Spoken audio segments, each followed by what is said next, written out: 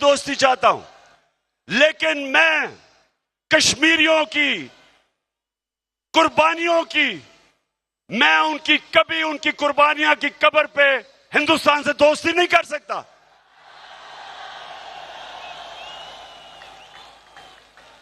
अब तक 1 लाख कश्मीरी पिछले 35 साल में कुर्बानी दे चुके अपनी आजादी के लिए। मैं कभी हिंदुस्तान से दोस्ती नहीं कर सकता जबकि मेरे कश्मीरी भाइयों के ऊपर जुल्म हो रहा हो। इसलिए हम भी दोस्ती चाहते हैं।